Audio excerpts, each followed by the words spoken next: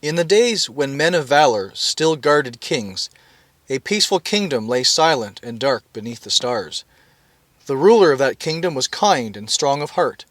It was this good man's charge to guard the lantern of purest light, the lamp that brought peace and joy to his kingdom.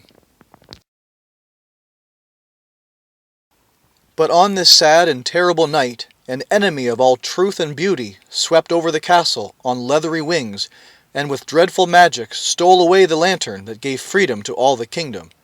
The king, the queen, and the princess mourned the loss of the precious lamp, and so did the humble citizens of the peaceful kingdom. So treasured by the kingdom was the lantern, and so beloved was the king, that many young men sought bravely to retrieve the purest light. None of them returned. As one by one the sons of the kingdom disappeared, the people began to despair. At last the king was left with only his most trusted knight to be sent on the quest for the lantern. "You must journey to the Red Mountains where our enemies are known to encamp," said the king. "I fear traps have been set for you along the way, as we have already lost so many young men. If you accomplish this task, you will return to great honor and reward, but if you do not, our good people will surely perish." The knight was fearless and did not complain about the quest upon which the king was sending him. He took with him his faithful squire. The squire was a poor boy who had journeyed far to serve the good king, to become a knight, and to serve the lantern. He was honest, a man of his word, and did all that his master asked him to do. His kind parents were not people of great position, but they had clean hearts, and honored the lantern of purest light as the people of the kingdom did. They taught their son how to guard his pure heart by the words from a simple scroll. When the time came for him to leave the village, the boy's mother and father presented him with a gift, the scroll from which he had been taught. And the boy promised to honor his parents and the lantern by living his life by the 5 truths in the scroll. Thus he received a blessing from his mother and father, and the promise of a reward from God in return for faithfully guarding his heart.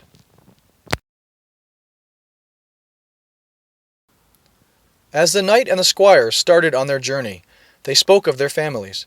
The knight had little remembrance of his parents, but he vaguely recalled that they had also taught him from a scroll. "As did mine," said the boy, pulling the parchment from his belt, "and it has always strengthened me and kept my heart pure." Indeed it had, for the boy knew the words of the scroll so well he often dreamt them, and he honored the lantern by obedience to the scroll in all that he did. The words of the scroll had seen him through many a temptation, but the knight did not remember the words of the scroll. The knight and his squire soon came upon a wood through which they must pass on their way to the Red Mountains. Where the path left the meadow and split the underbrush, they found a bag of wool. "Fallen from a traveller's wagon, no doubt," said the knight, passing it to the squire. "Keep it in case we have need."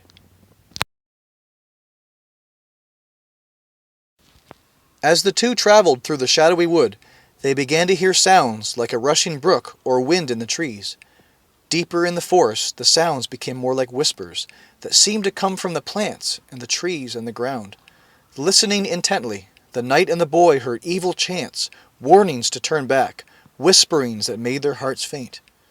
But the boy knew how to guard his ears, for he knew the first command of the scroll. "Listen only to words that are pure." "The wool!" the lad shouted, and quickly pulled off some soft tufts for the knight and himself to stop up their ears. Now courage could not be stolen from the knight or the boy, and they passed safely through the enchanted wood. After some time, the knight and the squire came to a great hill, too steep for their horses to climb, but there was a brightly lit tunnel to the other side. A silver shield lay at the entrance to this passageway, and the knight handed it to the squire, thinking it might prove helpful to a boy of less experience than himself. The knight walked his horse slowly into the passageway, wary of evil-doing, but he was immediately drawn to the walls of the tunnel that were encrusted with millions of precious gems. The boy also saw the gems, but among them, carved in the stone walls, were evil images and frightening beings that stared from unnatural faces. In his horror, the boy remembered the second rule on his scroll that said simply, "Let your eyes look straight ahead, fix your gaze directly before you." Without a second thought, the boy guarded his face with a shield. The knight, enamored with the precious stones, was already talking of plans to take some home to the king, "But, sir," whispered the squire, "do you not see the evil carved all around the beautiful stones?"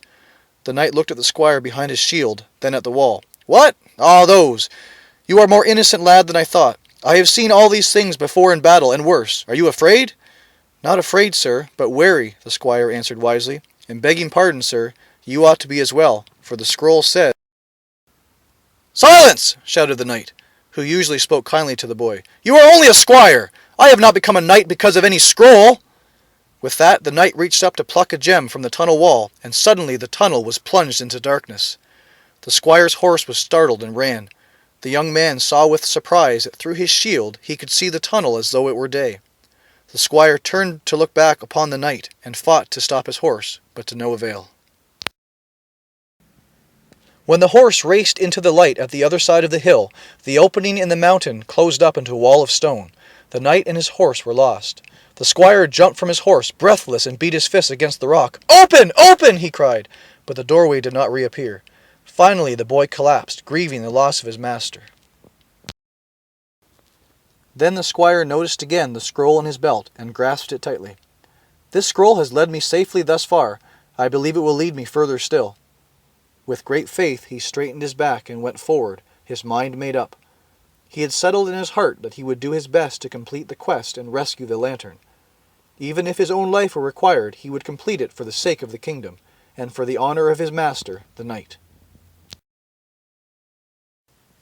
The path was dusty, and the journey long. Soon the thirsty squire came to a small lake, where a flask stood near the shore. Immediately the third rule of the scroll came to his mind. "Keep the unclean far from your lips, to guard the wellspring of your life." The squire did not know if the pond water was safe to drink, or if the liquid in the flask was refreshment or poison. For some time he walked along the edge of the water, praying patiently for wisdom to come. Suddenly the sun, which had been concealed by clouds, broke through, revealing that the water was full of dead fish and other animals that had lost their lives to its poison. The same glint of light revealed etched words on the flask that spelled "pure." The squire thanked God and drank gratefully. Again the words of the scroll had brought wisdom and saved his life. It was not surprising to the young man when he came upon a fork in the road, nor was he surprised by the boots that sat on the ground before it. "Rule number 4, he whispered. "Make level paths for your feet, and take only ways that are firm." Now one of the paths looked so wet it could well be quicksand that would swallow him up.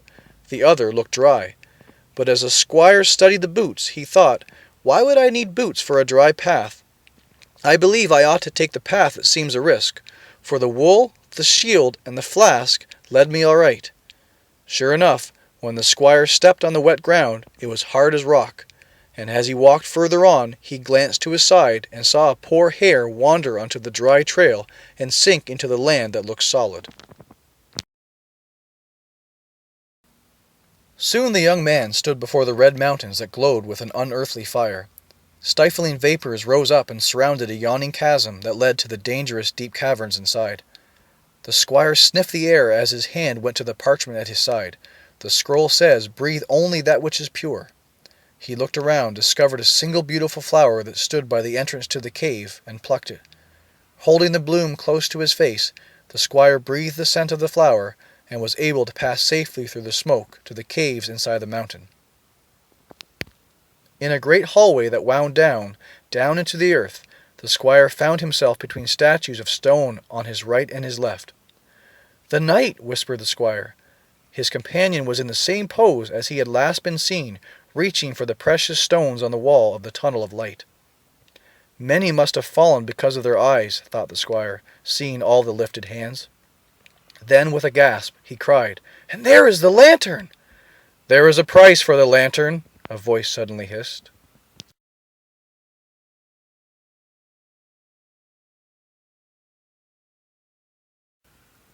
"What price?" asked the squire, facing the dragon squarely, though his heart beat thundered in his chest.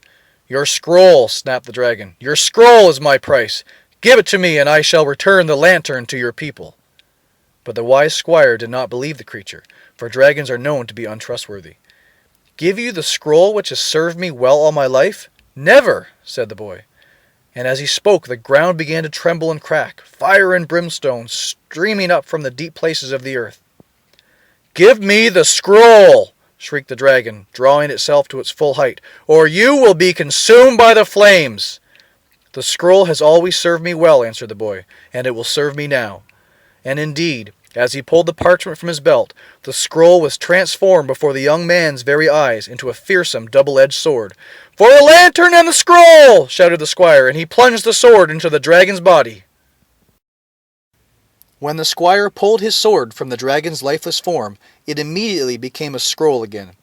As the dragon sank into the burning chasm, the figures in the great hallway began to move. Those with lifted arms now seemed to be stretching after a long sleep. The knight came to himself and knelt before the squire, begging his forgiveness. "I could not guard my eyes," said the knight, ashamed. "But you kept yourself pure, so I promise to you my reward for my life and for the kingdom you have honored." The squire helped the knight up and embraced him. He remembered the reward that his parents had spoken of. "We are brothers," said the squire. "Forgiveness is yours." What a procession all these long-captured sons made behind the squire as he returned to the castle, leading them all on the right paths. And when the travelers came to the tunnel, it was open, and the lantern showed the way. The evil images had now disappeared, and the gems fell from the walls as treasure to be gathered for the king and his kingdom. The celebration that followed the squire's joyous return was unlike any the kingdom had ever seen. Kneeling before the king, the squire was knighted as he had always dreamed. "Let us never again forget," the king said to all present, "how the scroll has served us, and how this good knight returned our lantern because of it. Because of his bravery, and his devotion to the lantern and to the scroll, he will have my daughter for a wife, and rule my kingdom one day. For who better would guard the lantern of purest light than one with a heart kept pure?" A shout went up from the people, for they were in agreement with their king. Beyond knighting the young squire, the king instituted a new order of protectors, the Knights of the Lantern. The knight who had trained the young squire became its captain. These men dedicated themselves to the words of the scroll and to the defense of the lantern. It became the goal of many young men of the kingdom to live by the scroll and to one day serve the king in these positions of honor. As for the knight and the princess, they could not have been happier, for the princess had devoted herself to the words of the scroll as well, and so they were a delight to each other. And when the two were gifted with a son, the knight taught him from the scroll, so that he would one day be ready to defend the kingdom and the lantern. For who knows but that another dragon might arise in this young boy's time to come and steal the light.